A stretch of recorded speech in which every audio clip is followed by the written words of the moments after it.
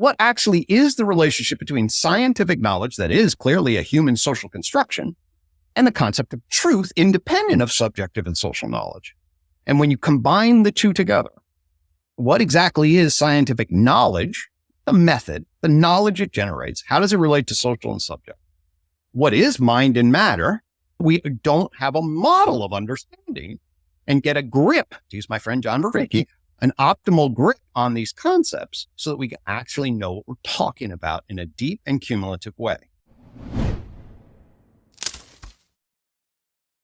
Hello and welcome to Planet Critical, the podcast for a world in crisis. My name is Rachel Donald. I'm a lecturer, a climate corruption reporter, and your host. Every week I interview experts who are battling to save our planet. My guests are scientists, politicians, academics, journalists, and activists. They explain the complexities of the energy, economic, and political crises that we face today, revealing what's really going on and what they think needs to be done. This is a critical time for our planet. It demands critical thinking. Click the subscribe button now and go to planetcritical.com to learn more. My guest this week was Gregg Henriques. Gregg is a professor in psychology at James Madison University and a core faculty member in their combined integrated clinical and school psychology doctoral program. Gregg studies what's wrong with psychology, the field of psychology, our understanding of our own psychology, and applies that to the knowledge that we have about the world in order to close the Enlightenment gap. He joined me to explain his theory about how to understand the world, where we've come from, where we're going, how to understand our own psychology, and how to understand our relationship with knowledge. Gregg has been working on this theory for over 20 years, and he's publishing his latest version of that theory in his forthcoming book, A New Synthesis for Solving the Problem of Psychology, Addressing the Enlightenment Gap. In the book and in this interview, Gregg explains we need a second enlightenment in order to repair our relationship with ourselves, with the world, with one another, and with knowledge in order to combat the climate crisis, the mental health crisis, the energy crisis, all of the crises that are flooding our modern world. I hope you all enjoy the episode. If you do, please share it far and wide. If you're loving the show, support Planet Critical with a paid subscription at planetcritical.com or on Patreon. The link is in the description box below. By signing up, you'll also get access to the weekly article I write, inspired by each interview. Thank you to everyone who has signed up and is supporting the project. I'm a vehement believer in ad-free and open access content, so Planet Critical wouldn't exist without the direct support of the amazing community. Thank you so much to all of you who keep the project going every week. Gregg, thank you so much for joining me on Planet Critical. It is such an honor to have you on the show. Yeah, it's lovely to be here. I really appreciate the offer. Well, I'm excited to get into your work on crossing the Enlightenment gap, which is what John said when he platformed you on his episode. But before we do that, could you give your background for listeners, your career in psychology and as an academic, and then we'll work up to your most recent book? Lovely. Yeah, so I'm a professor of psychology at James Madison University, where I teach in a combined clinical and school program, basically train people to become psychological doctors in schools or in hospitals and counseling centers. I've been there since 2003.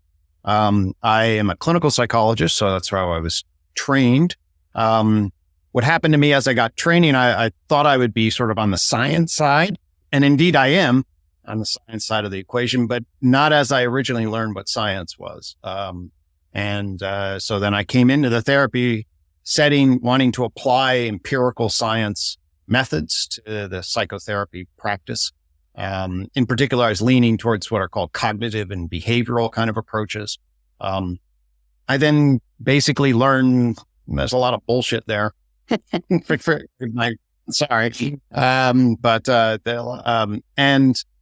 It's sort of, there are big questions that I wanted to ground my practice. Essentially, I wanted to be somebody who practices grounded in human psychological science.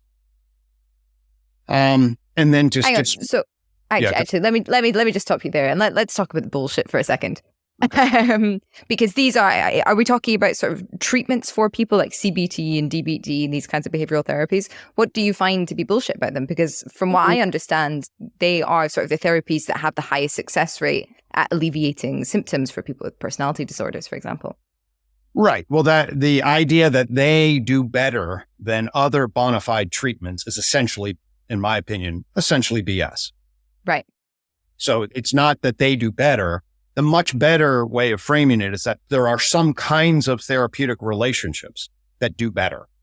So that particular ingredient of the therapeutic relationship that is far more predictive of outcome than whether or not you say you apply a particular brand to the therapy process. Okay. Right. So the brand that people are trying to promote, CBT, DBT, ACE, and on other EFT, all of these brands actually get the same outcome. And certainly when you look for it in relationship to the base, you just control for some basic issues like, or you look at the quality of the relationship and what are called, I'm the president of the Society for Psychotherapy Integration. And my theme is toward a common core. So we got to get clear about what the common core of psychotherapy is. And one thing we definitely know it's not is matching treatments to disorders. Right. That's definitely not the common core of psychotherapy at all. Well, why not? Given if I were to go to my doctor and I had a physical ailment, I would be prescribed treatment based on what that ailment is. So why is it not the same for the mind? Great question. Because when we are diagnosing you as a medical doctor, I'm applying a particular model of biophysiological functioning. That doctor, she can diagnose the malfunction or the offset element and then apply a particular kind of intervention that leverages that towards treatment. Okay? Mental behavioral processes and the human mindedness processes are actually quite different. And the kinds of things that are available to us, okay, through psychotherapy are not fixing broken biology. I mean, I'm a psychotherapist. I engage in conversation. So the primary issue is that I say, what's actually happening is I'm engaging your ego, your self-conscious system. I'm helping you learn how to relate to your feeling system, to your past, to your current relationships, and to your future relationships. And it's the process by which you're either adapting adaptively to those situations or maladaptively. And certainly we can then lens on certain maladaptive processes. And you and I could dialogue together about what those maladaptive processes are. And I could both educate you about them and relate to you in a particular way that would hopefully untangle them and afford new growth. But the diagnosis in the DSM, which is a medical profession, tries to jam the medical model of biological malfunctions into human mindedness. And that's a mistake. That's a fundamental category error. So we're trying to apply medicine, which is appropriate at the biophysiological level, to human mindedness, which is a totally different dimension of existence. And you're using the wrong categories in relation. But I'm a complete layman on this, so please excuse if I am asking silly questions. Beautiful. But I'll just offer, of course, I'm an academic. There are a lot of caveats that I would specify, but I'm absolutely fine with the assertions that I've made so far in general. Okay. So I completely agree. Like the DSM manual, for anybody who doesn't know it is sort of the diagnostic manual for diagnosing people with sort of mental health problems, disorders or whatever. And it's come under a lot of flack over the years. Everybody's satisfied. Yes. But from what I understand about how trauma can sometimes appear in people's lives, there is a biophysical or what was it that you said? Okay, so biophysical malfunction as a disease.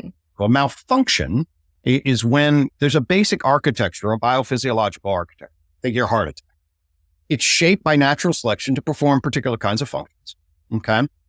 It's very complicated. That system can break. When it breaks, you have cardiac arrest or whatever. And then you want to fix that because the failure to fix that is all sorts of trouble. So when we look at the system of mindedness is the way I would characterize it. Okay. Certainly there are things that can go wrong. I mean, my grandfather had Alzheimer's disease, and that's exactly what that was, is the inability of that system to manage. And there are lots of particular kinds of neurocognitive malfunctions that can happen. Psychotherapy is not a treatment for neurocognitive malfunction. It's a treatment for maladaptive behavioral investment patterns. Mm-hmm. What it's for. And so that's just a fundamentally different category in relationship to the ways of the problem. That's the key to understand that maladaptive behaviors are a different, maladaptive mindedness and engagement is a different kind of problem than a biological disease. Okay. Just one last point on this, because I'm aware we're very much going down my personal interest route rather than Planet Critical here. Certainly my interest too, so I don't mind at all. These are exactly the kinds of questions that I came into the profession with in certain frames. So go ahead. From what I understand, there is a relationship between trauma and these maladaptive behaviors and also your biology. So the parasympathetic nervous system, like that's sort of where like PTSD gets trapped in a sense. That was kind of my understanding of how trauma can sometimes arise. So surely focusing not just on sort of maladaptive behaviors, but also on the biophysical level of how these biological processes can sometimes get hijacked, I suppose, by a consciousness that lives in the past and the present and the future all the time. Is that not equally helpful in the way that we diagnose medical disorders on a biological level and give prescribed treatments? Well, okay. Yeah, absolutely. So, my mindedness sits inside my livingness. Okay. Right. And to the extent that it's both requiring my livingness, and to the extent that I am damaged biologically, that influences my mindedness, and my mindedness speaks back on all of that. To the extent that I learn something very dramatic through, for example, a trauma, okay, that trauma can impact my biophysiological structure and my mindedness structures in a very, very dramatic way. Mm-hmm. Absolutely. Understanding the way trauma influences both our biological physiostructure and our mindedness structure, and understanding that relation, which is unbelievably tight and complicated, okay, is crucial. All I'm saying is that with the body and mindedness structures are responding in a particular way, there are times in which you want to bring a biological malfunction lens to the system, and there are times that you don't. If you're engaged in psychotherapy, I don't know what biological malfunctions you're actually able to fix through a psychosocial process. Now, can you help biological malfunctions? They're there. For example, we know if we just say for a second somebody has schizophrenia, and and we can argue that schizophrenia, I would certainly argue, a lot of evidence that that's a neurobiological malfunction, at least involved in that. Okay. Mm-hmm. Now, I can help somebody that's in the process of that kind of structure through the ways in which I'm going to cultivate my relationship with them, precisely because there's all these iterative feedback loops between various systems. Okay. So for example, just think about, hey, you're really hungry. I can give you food. When does a hunger become a malfunction? And when does it become the necessary structure that feeds the system? These are very, very complicated. No, there are lines you can draw in relation. Okay. But the bottom line is that we, in the world of psychotherapy, you do not want to treat the world of psychotherapy in the same kind of categories as you treat biomedicine. Unfortunately, our institutions are set up so that you have to do that, essentially. Mm-hmm. Mm-hmm. Meaning that psychiatry is a branch of medicine. Psychiatry puts out the DSM, and psychiatry has to treat biomedical conditions because it's a medical discipline. That's just the institutional structure. So we've been handed this particular set of categories to try to force square pegs into round holes. Mm-hmm. And part of my entire book, if you want to, is why are we broken with regards to our categories and grammar for understanding the world? I'm so glad. Broken with regards to our grammar for understanding the world. I'm so glad that you landed here, because I was wondering how we were going to manage to swing it back at one point. But yes, absolutely, because this is definitely a theme that comes up on the show. The fact that academia and science has been sort of increasingly siloed and atomized, that we have no sort of holistic picture for individual fields, let alone what's actually going on in the world, the planetary system, the human system, and obviously, of course, our mind systems, our biological systems. Like, everything is quite fractured. What damage is that doing, would you say, in the field of psychology? In the thing that you sent me about your book, it said, understanding the problem of psychology and where to go. would you say that this is the main problem of psychology today, the fact that everything has been unhelpfully categorized? Right. I mean, I actually argue this is this main problem in knowledge. Right. Okay. So there's a fundamental, we lack a basic grip on our understanding of the world. And there's a reason for that. It has a lot to do with, how modern empirical natural science, I'll just say science, but it is important to give those qualifiers, how that evolved and what that did and the kind of knowledge that gave us, from Galileo to Newton to Einstein. Okay. That gave us a particular kind of grounding in knowledge. Very, very powerful, beautiful knowledge. Okay. But the nature of that knowledge was never able. So what happened is the following. Before science, we just basically had a dual world Christian system, at least in Europe. Okay. You had the physical world down here that was basically God's clockwork. And then God sat up here and God granted us a soul spirit structure. And that magic enabled us to live in the world. And the rest of the world was unfolding by God's clockwork.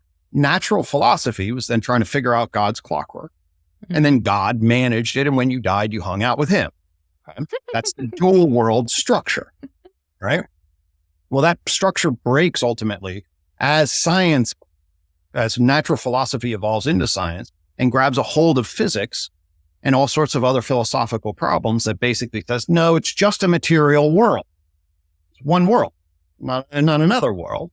Okay. At least certainly from a conservative scientific perspective, you can't make sense out of how another world would be. But as we said, there was this one world, then that created all sorts of problems for how things other than just matter behaved in the world. Okay. Like life and animals to extent. And then most notably, the difficulty of explaining this conversation. Yeah. Okay. Can we explain the physics? Can we explain this conversation through physics? Okay. Virtually everyone said probably not in many ways, the early folks. But eventually, as physics got really dominant, we said, well, this physical determinative stuff is really this one world is physical determinism. Okay. But then there's this whole mental world. How do we make the mental connect to the physical? We never learn. Okay. How do we know we never learn? My discipline, psychology. We can see now with a lot of clarity how physics goes rise to chemistry, goes rise to biology. That's pretty consistent. Okay. But we don't know how to get from biology to psychology. Okay. How do I know that? Because nobody knows what psychology means. It's true. Nobody knows what psychology means. Is this the question around consciousness? Or is this what we're talking about? How is it that you and I are sitting here as people that have a sense of self-identity and having this conversation and making sort of mental maps of our own existence? Lovely. You're actually now bringing all sorts of concepts to bear on this domain: consciousness, self, identity, cognition. And then we have all of these different terms, and it's very much the way physics was before Newton. Okay. Before Newton, there were all these different terms for matter, and there were the heavens and the earth, and there was all of these different maps. It was pre-paradigmatic, meaning there was no paradigm. Right. Newton came along and said, the stuff that's happening here is the stuff that's happening there, and it's all managed by a matter in motion, gravitational structure, etc. Okay, so Newton comes along and gives us a paradigm, an overarching model for physics. There's no paradigm for psychology. Yeah. But surely there is in other parts of the world. I suppose if you think of like Eastern traditions and their sort of like dialectical approach, the Tao, and one is not one's thoughts, and I don't know, I'm run out of things that I know about now. So there's certainly, there are schools. When we say paradigm, I'm using the couple of meanings of this term. Okay. Paradigm inside of science, it's from a guy by the name of Thomas Kuhn. He's a famous philosopher. Inside of science, what Thomas Kuhn originally means to him, he's like, it's really applied inside of science. And it's like the scientists can get together and have consensus of how to do normal science within this model. And notice I'm saying science. Okay. So paradigm refers to, and Newtonian paradigm is the classic example, meaning that for 200 years after Newton, everyone came and was like, that guy really figured that calculus stuff and the way he mops the gravitational change, that shit works. And it does work up until the 20th century when we get quantum mechanics, general relativity, and other modern physics breaks Newton's paradigm. But for 200 years, inside science, we had a model for matter and motion. Okay. And so that's what I mean. Paradigm can also mean a school of thought, a way of thinking about the world, what I would call a justification system. So there are absolutely schools of thought, Freudian schools of thought, behavioral within psychology, and then you go, of course, there's Eastern tradition. Okay. But what we know happened is within science. That's why I say I'm sitting inside of science. I'm not on the Eastern side of this equation. Okay. But when you sit within the paradigm of science, i.e. physics into chemistry and then into biology, and you ask, is there a paradigm for psychology? Everyone knows the answer is no. It's super well documented.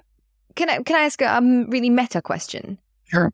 Does that not, but even sort of searching for that question or searching for that paradigm, does that not fall under the paradigm of the Enlightenment, where we expect to be able to find a model to explain everything, whereas perhaps some part of life or existence or the world is inexplicable, and accepting that uncertainty and that unknowability would foster a far better relationship with one another and with our own existence?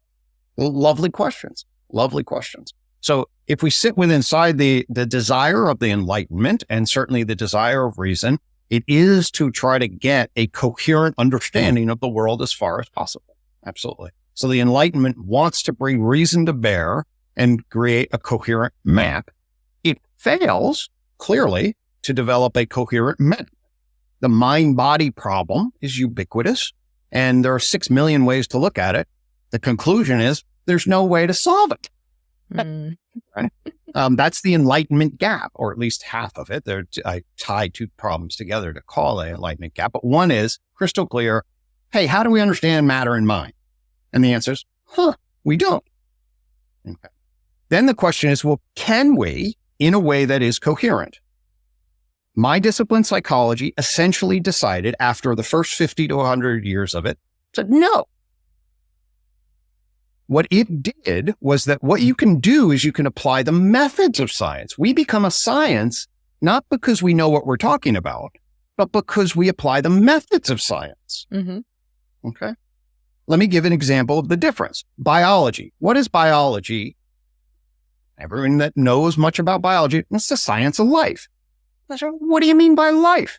Well, I mean like cells and stuff. Living things. And living things. What is psychology about?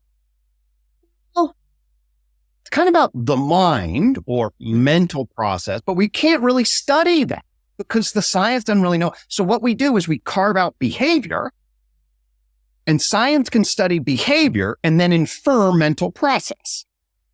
Okay. Yeah. Got it. Yeah. Okay. Then we study behavior, and then we build models for studying behavior and infer mental process and build all of these research programs so you can learn the latest research from psychology says, based on this slice of research, we've made connections between these variables. And now, hey, woohoo! And so it's a stacking of connections between variables that are operationalized by the methods of behavioral science that then find general patterns of behavioral relations defined by the operational variables of your research. That's how it works. Okay. Okay. Yeah. And this fits nicely into sort of what we understand about the institution of academia today, the fact that everything needs to be quantified in order to be measured, and also in order to measure individual success. It's to be quantified. Absolutely. Yeah. So you said that is one half of the Enlightenment gap, the mind and matter, and the fact that we can't really explain them or explain their relationship. What's the other half? So the other half is exactly what do we mean by scientific knowledge? And then what is scientific knowledge? What's the truth value of scientific knowledge on the one hand, and how does that relate to subjective and social knowledge on the other? Okay.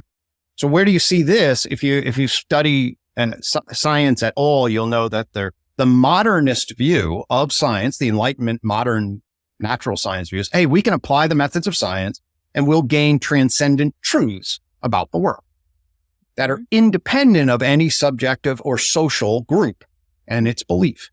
That's the essential assertion of science. It yields these independent truths that are not dependent upon the subject or the social group that believes. Okay. Postmodern, once you get postmodern, at least in philosophy, the more technical terms, post-structural, but we'll just use basic terms. Postmodern says, all those claims you made about science, they sit inside a socio-cultural history. And they're just a kind of justification like virtually anything else in many ways. And the special status that you're going to grant science, especially to give an authority and to make it as an authority that makes judgments over people, is deeply problematic. And lo and behold, it tends to advance white, cisgendered Christian men, by the way. And it's embedded then in a whole socio-political power structure. So it's really a system of justification just like any other, or somewhat. So that's the postmodern critique. And then you get a battle between the modernists, at least some section of the modernists, especially if we go down to physics. You're saying, what are you saying? We just bullshitting this? No, and yes, and okay. So what actually is the relationship between scientific knowledge that is clearly a human social construction and the concept of truth independent of subjective and social knowledge? That's a very complicated question. We don't really have crystal clear answers in relationship to that question either. And when you combine the two together, what exactly is scientific knowledge, the method, the knowledge it generates? How does it relate to social and subject? What is mind and matter? Now I want to come back to my discipline that says, oh, hey, I'm the science of mind. What does that mean? Actually, we don't know because we don't have a model of understanding and get a grip, to use my friend John Vervaeke, an optimal grip on these concepts so that we can actually know what we're talking about in a deep and cumulative way. Is the relationship between knowledge and subject then similar to the relationship between matter and mind? There are certainly some relations, absolutely, in the sense that people think about knowledge as being objective, matter's kind of objective, mind seems to be kind of subjective. It's in your head. It's just here. It's not out here. You can make some associations, certainly, with that. But they're definitely different issues.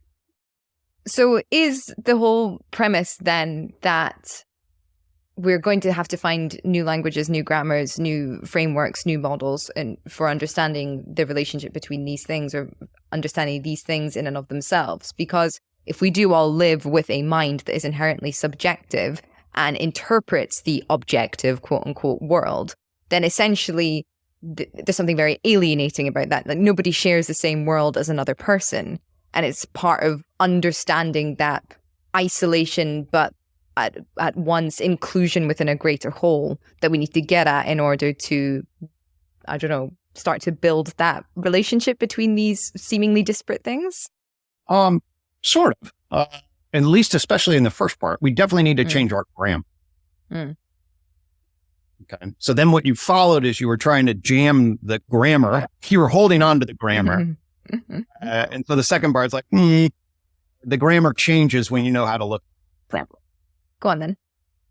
So instead of being handed this idea that there's matter and objective stuff in the world, and then there's mind and there's subjective stuff in the world, okay, we need to change our grammar. Think about the world as an unfolding wave of behavior and observers. It's an unfolding wave of behavior and observer. Okay. This wave starts, we can say, starts at the Big Bang. And that's at that phase, it's an energy, information, implicate order.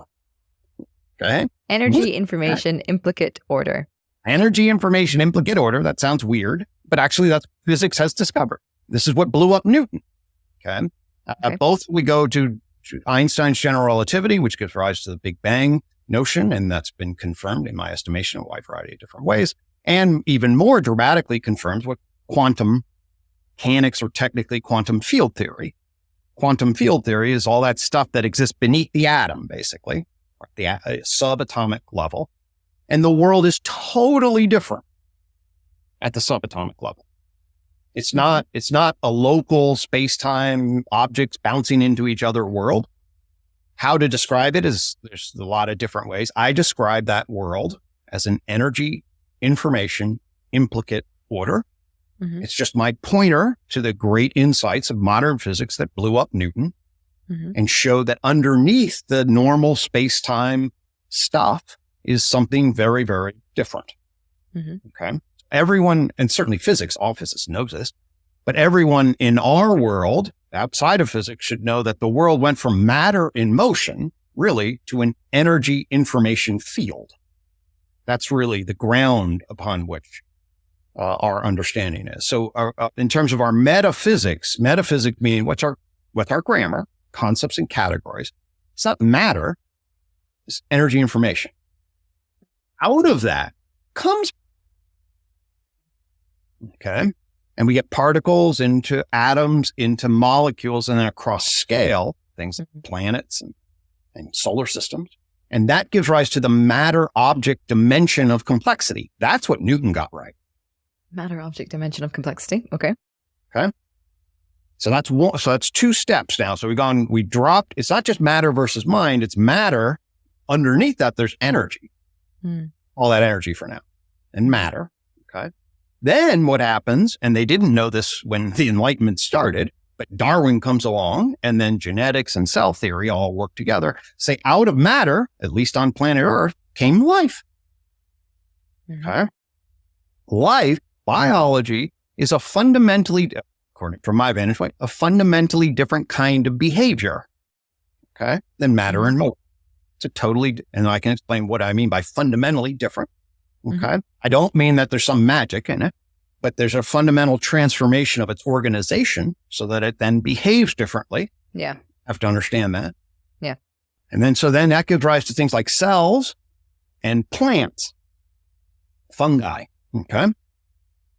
Then about 500, and this happened about 4 billion years ago. Then about 550 million years ago, there was a thing called the Cambrian explosion. What happened there? Plants started getting up and walking around. They're animal. Okay. According to my frame, we want to call these minded animals. Okay.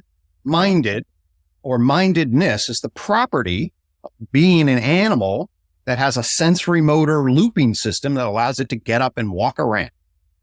Okay. Okay. And then we see the explosion of animals from things like crabs all the way up to whales and chimpanzees and wolves, okay, over the last 500 million years. Then, about 250,000 years ago, and certainly by 50,000 years ago, we see yet another emergence. A particular primate started turning into persons. Okay? How did they do that? They do what we're doing. They get together and they talk in propositions and question answer justifications. And that gave rise to a whole nother dimension called the culture person plane of existence. Okay. So let's go back and say it's energy information. It's matter object. It's living organism. It's minded animal and culture person. Right? So if we have that frame, that grammar, the entire mapping starts to change quite dramatically. Yeah. I suppose, how could we explain that some things remain matter in a world where we have culture-minded people as well? Can you say that again? I'm not sure if like why would a rock stay a rock? Yeah. Why do we still have rocks?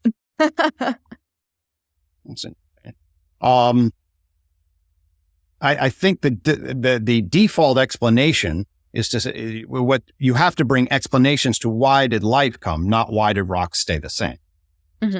It's the fact that there's all of this difference that you need explanations for. The fact that the moon will be the moon tomorrow, that's a default. To ask the question, why will the moon not turn into a rocket ship? Well, I don't know. That's kind of in terms of logic and explanation, you really need to explain things that are getting more complicated or are changing. If we go to like Newton, if everything's the same, that's the default. That's inertia. Okay. It's the things that change, and in particular, things that this whole issue, especially if you know what entropy is like, why are things getting more complex?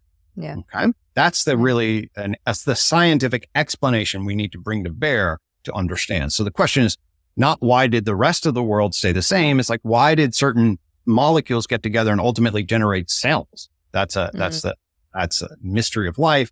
How does walking around plants, animals get experience in their heads through brains? That's a great question. How the heck did primates get together and start talking? That's a great question. You said that the world is an unfolding wave of behavior and observers, and that this is the way in which we can change the grammar of thinking about things as subjective and objective. How does one consider one's own individuality, or one's own selfhood? Or is the idea to no longer be considering these things at all when you use the framework of understanding the evolution of being in this world from matter to culture-minded person? Lovely. Yeah. So, the model that I'm proposing, the new grammar that I'm proposing is called You Talk. Okay. And it's a play off words, but it's unified theory of knowledge. Okay. That's what it's, and so it's a new map to give us a new grammar for organizing our knowledge systems to make them cohere and interrelate. Okay. What it says is there's one kind of knowledge system that frames the world as behavior from a general observer perspective, and we can call that science. Science then takes this general observer perspective and then tries to map behavior and develop descriptions and explanations for why behavior unfolds the way it does. And I'm suggesting that science, if we know how to listen to what it's taught us, science tells us that, hey, there was energy, and then there's matter, and then there's life, and then there are minded animals, and that becomes key for my discipline, versus cultured persons, because those two lines between living organisms and minded animals and cultured persons, that's what's sort of missing in our grammar. That's some of the things I added. Okay. So now that gives us a scientific picture of the various orders of nature. Okay. That's a view from any general observer perspective, because that's what science gives us. Okay. But you and I don't operate on it. We care about birthdays that are relevant to us. Okay? We care about whether our headphones work that are relevant to us. We're situated in the world. Okay. That is your unique subjective identity. Inside of UTalk, we represent that. The first one is represented with what's called the tree of knowledge that maps science. Okay. It represents there's a thing called the I-quad coin in the tree, unified theory of knowledge. This is actually in the shape of an H. I won't get into the symbolism, but it's in the shape of an H. If you blur your eyes, like, okay, that's an H. That stands for you're human. And if you actually turn it, it becomes an I. Okay. That's your human identity function. The human identity function refers to the unique, particular psyche as an observer situated in the world. Okay. So this is you as you and me as me, and every other human identity that is saying, hey, I have access to my knowledge, and this is how subjectively I experience and see the world. Okay. So this is at the very least a placeholder, more than that, but for now, we'll just call it a placeholder for the subjective experience of being in the world from the unique, particular perspective of all individual psyches. Okay. So that's a placeholder. And you say, well, how do I know about that? Well, how do you know about yourself? And so I'll leave it at that and say, well, one of the things the unified theory does is it takes this, it doesn't eliminate this. Most scientific perspectives say, oh, well, the only thing we can know is through this objective behavioral perspective. In fact, that is the language of science. Okay. But that doesn't eliminate this view. It doesn't mean this isn't true. It just means the language of science doesn't speak it. We need a way to figure out the language of science relative to the language of subjectivity. And this gets into your kind of enlightenment gap. Oh, wait, what's the objective? And so, well, there's a scientific way to view the world and there's a subjective way to view the world. And that's part of the enlightenment gap. We haven't figured out structures to put those together coherently. And the coin and the tree of knowledge put that together. And by the way, behind me, that thing's called the tree of life. Okay. And that's inside of a garden. And that's the final piece, the tree, coin, and garden. The garden refers to how we're actually going to get along and generate collective wisdom, tell stories and have values that bring us together and recognize that the planet's in a critical nightmare space. And if we don't change what we're doing, we're going to be in trouble. These are values collectively. We better behave wisely. How do we do that? Well, maybe we should start growing gardens, basically the short story. So that's the other structure in relation. So the tree, the coin, and the garden together afford a new grammar for thinking about science, subjectivity, and wisdom. Okay, it's not that clear to me, I have to say, thus far. I want to dig into some things. And also for people listening, I would like to maybe ask some more like direct questions. Sure. And if we can move away from like the coin or the tree because people can't see them. Oh, yeah. So how would, like, let's talk about the planet is in a critical condition. We all see the world. We are all unique psyches as observers in this world, and we all have a subjective experience. However, we have a model of science that says we need to be able to measure things objectively in order to, impact behavior or change behavior or model or understand or whatever.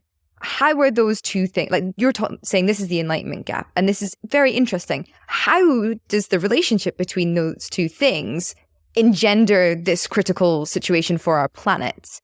And how, in crossing that enlightenment gap, will that lead to a better relationship? And then we'll get into the garden and what that actually means. And we should, I appreciate that frame in terms of let's put some constraints on it so people can understand. So I think there are a lot of things. Well, why is the planet critical? Let's just put it, let's go just there. So in my basic estimation, essentially what you have with us as talking apes that can invent technology, our capacity to evolve and gain control over the environment has just outstripped any other animal on a time frame that just is not in the same scale that other animals are changing. Okay. So we built cumulative culture and cumulative technology, especially when we shifted into agriculture over the last 10,000 years or whatever. Okay. And then built cities. On the one hand, civilization happened. Then we get modern science and the industrial revolution. Okay. And now all of a sudden what we have this capacity to do is find energy in the world and turn it into our stuff. Right? Yeah. Which is great at the level of, hey, we used to be in caves and had fire. Okay, that was cool. But now we have apartments, and Zoom and houses. And so that's great at one level. However, our capacity to do that, of course, explodes our population and it sucks all the energy out of the world in terms of its store. And we're burning through that, and both burning through the battery that it gives us, and it burns all of the other structures so that we're entered the Anthropocene, the human changed macro environment. And we're not replenishing it, and we're not sustainable in relationships, and we're growing. Our GDPs and everything economically, we're supposed to grow 3% every year. Well, that's an exponential growth on a structure that's finite. There's no way that can be sustainable. Okay. So basically that's in terms of, I often say, we're on a Titanic, we're in deep trouble. So that's the basic energy architecture of the structure that we find ourselves in. Now, why are we in this and what are we going to do about it? That's a huge and complicated question that we need many, many people to bring an enormous amount of resources and intellect and courage and other things, much of which is far outside my knowledge. Okay. But what I can tell you as an academic is a big deal for behaving wisely is getting your knowledge correct, like understanding the world. Okay. So science afforded us a partial understanding of the world, partial understanding as it currently was emerged in the Enlightenment. And essentially what I'm saying is the knowledge they gave us physics and chemistry and biology pretty nicely. But it broke at the level of psychology, the social sciences, and in particular, how to connect sciences to the humanities. And as a function of that breakdown, we built this entire institutional structure, but we don't have the wisdom, the knowledge and the wisdom to coordinate ourselves. We're flying blind with enormous amount of power, but not knowledge, wisdom. Part of the reason we don't have knowledge and wisdom because our knowledge systems are inadequate and broken. Okay? So I am diagnosing a core aspect of why the knowledge systems are broken. Okay. And inviting an invitation, offering an invitation, say, here's how to fix this aspect of the knowledge system. If we were to fix this aspect of the knowledge system collectively, would afford us a piece of the puzzle that would enable us to coordinate our activity much more wisely. Okay, so the knowledge system is broken because of this enlightenment gap between matter and mind, and what do we mean by scientific knowledge, and how does it relate to the subject or societal knowledge? And closing it requires using a different grammar, so understanding that the world is an unfolding wave of behavior and observers, and reframing knowledge, organizing our knowledge systems to interrelate. Lovely. That's it. That's what we got. Okay, good. Let's keep going then. What does that mean if we want our knowledge systems to interrelate? Well, it means that we want to sort of understand, but we get back to where we got excited about and or began, or was like, so when you talk about psychotherapy, right? And how do I understand, gosh, I had this anxiety about this thing, or I'm really depressed about this thing, or I can't get along with my spouse. I need to go get therapy. What's wrong with me? Okay. Well, you are an organism and we have biological knowledge. And if you were traumatized, we know that can impact. So should we understand this? And it's your brain. Your brain is broken. Well, how does your brain relate to cognition? And how does it relate to culture? And what behavior? Okay. So if we're actually going to gain cumulative knowledge about those things that make consistent sense and then grow in our knowledge, we can get clear. We haven't been able to get clear about what all those terms mean, and we can get clear about all those terms mean. That's what the unified theory of knowledge does, and thus it interrelates them, so that you can basically be like, oh, I understand what we mean by mind and behavior and cognition and consciousness and self and culture, and we can map those things so that you and I would have the same basic grammar and vocabulary. If that happened, be a big shift. Yeah. Yes, absolutely. Even just sort of, I suppose, within cultures or cross-culturally. It sounds, and I'm trying to map other concepts onto this. And so if I'm doing this incorrectly or if that's the wrong thing to do, please just say. But it sounds also quite a lot like ego disillusion and rejecting the projections that we create in order to navigate through a world of uncertainty. And a world often of pain. It seems a lot like stripping back this sense of individualism to form a sense of collectivism. And what is my role as a single unit of observer, of a collection of observers? Well, certainly, yeah. If we get into sort of what would be wise and what is often sort of neurotic suffering and foolishness. Okay. Neurotic suffering, much of neurotic suffering and foolishness is the investment in the ego and self. And we can get to Eastern traditions about this. And I'm really attached to this. I need this new haircut. And oh my gosh, I need this. And I really want this person to like me. And you get attached. And a big problem for folks is that negative situations hit their negative feeling system. Okay. Yeah. And then the ego doesn't like aspect of either one of those things. Yeah. Okay. And then it tries to act in a particular way on those negative situation, negative feelings, because gripping the world, trying to grab the world based on what the primate part of you feels, based on what your ego narrating and the impression management persona feels, And you're trying to then jam the system back into eliminate the negative situation, get rid of the negative feeling. Okay? And when you do that, and you do that in the wrong way, you basically are like bringing water to a grease fire. Okay? Now, water to a grease fire is like, hey, that makes sense. There's a fire. I want to bring, but you bring water to a grease fire and it spreads it, often horrible. Okay. Right. So if you try to engage in avoidance, oh my God, I'm going to run away. Blame, I'm going to blame myself. I'm going to blame you. I'm going to blame the world. Or misguided control. I'm going to make sure this never happens again because my ego is invested in having the world to be a particular way because this is what's good for me. We're going to find ourselves in all sorts of different kinds of trouble. And indeed, a lot of what I would argue we treat in psychotherapy from a lot of different perspectives is precisely this, what I call neurotic loop. It's a neurotic loop. Bad things happen. I feel bad. I try to bring stuff to it, but the way I bring it makes bad things happen again and makes me feel worse. And so there's okay. So ego control and self-investment is definitely part of our trouble. Our society trained, especially the United States, the society essentially trains you to be egoic. Yeah. And the way it interprets science is like, well, there's nothing else out there. The best thing you can do is have a lot of fun and get a lot of toys. No, not. Okay. But that is the way a lot of people interpret both the American dream and physical science combined. That's deeply misguided.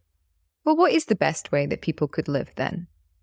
If we manage to integrate our knowledge systems and, most importantly, integrate a knowledge system of what our existence is and how we relate to one another, and then place that within a holistic understanding of science, what is a way that people could live together? Right. That's lovely.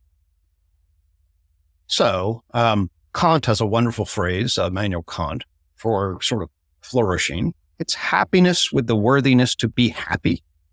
Okay? Happiness with the worthiness to be happy. Well, what do we mean by worthiness to be happy?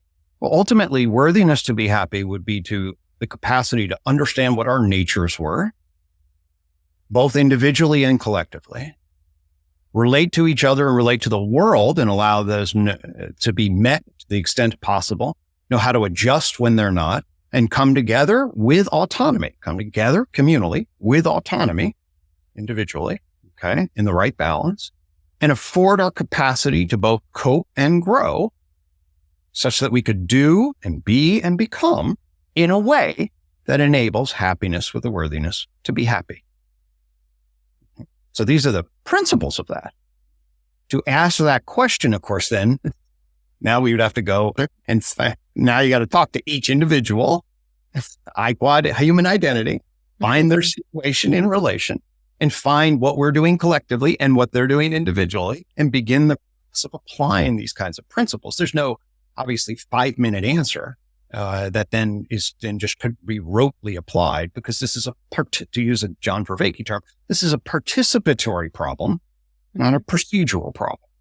It's the way we're going to participate with our identities. But there are principles associated with participating, okay, that would afford us a particular kind of growth that's quite different than what we're seeing now with the meaning and mental health crises and a bunch of other stuff. It's quite problematic. If I wanted to try and boil this all down into a headline, which as a journalist I would love to be able to do, is this fundamentally then what we're talking about a problem of relationship? One's relationship to oneself, one's relationship to others, one's relationship to knowledge, how we understand the relationship between things to be. I mean, quantum physics recently, what was it that they sort of came out and said, well, actually, it seems that things only really exist when they're in relation to one another. And so everything is just relationships. And a bunch of climate activists went, yeah, told you. Is that what we're talking about? Well, certainly that's a great, if you want to sort of say, all right, what are some of the things that we need to fundamentally shift our grammar around? Get out of individual objects, individual particles, individual humans, and get into fields and systems in relation, 100%. So, yes, relationship would be a great word. I have a couple of my friends in, sort of philosophy and these kinds of things that emphasize a relational view. In fact, there's a relational quantum mechanics view that I'm quite fond of. And relational perspectives in the world, transcending the ego, these kinds of elements, connecting to nature, recognizing our oneness with nature, these kinds of elements are absolutely crucial to the kinds of transformations that would be central, absolutely, in my estimation. And to look back around to where we started this, then, what do you think we need to see in psychotherapy would be the first thing? And then two, is it worth having some hope for the state of the world now, given that we are seeing more people seek therapy than ever before and speak really, really openly about their troubles with their own sort of self-image and self-relationship and with others? Sure. Well, I'm trying to, at the applied side, I'm basically arguing that, the core of psychotherapy, first and foremost, actually is about relation. By participating in relation and connecting to people and seeing people in relationship to their relational value, their felt sense of being seen, known, and valued in the world, versus social influence, which is to what extent can you move people around? Okay? And our economy is move people around. Our hearts crave seen, known, and valued. Okay. And there are good reasons for that. And those are very different things. And we must increase seen, known, and valued much more than instrumental moving around. Okay? So that's one super key point. When we develop money and we develop the generalized power systems, we basically turned it into social influence and we lost relational value. Right. Okay. Okay. That's big. People, the currency of real relational value is absolutely. All right. And the psychotherapy world teaches that. One of the things that we need in psychotherapy, we need to be aware of, in fact, I recently gave up my license voluntarily a year ago, is because we don't want to professionalize this. We sometimes, but the general wisdom of psychotherapy is actually the wisdom for society. It's not wisdom for a cloistered therapy room with a confidential relationship that you're paying for. Okay. Okay. What is it? Well, one is this relational value. Another is recognizing what the ego is trying to do and try to grip. Okay. Buddha recognize and how you grip. Okay. The negative situations and negative feelings, how you do that inside and how you do that between people. What would be the kind of cure for a lot of that? Well, I believe you adopt what's called a metacognitive observer. You step outside the stream of your subjectivity so that it becomes the object of your thought. Step outside and say, oh, here we are. Okay. And then the acronym that I have for that is CALM. Bring a calm metacognitive attitude. Calm. Okay.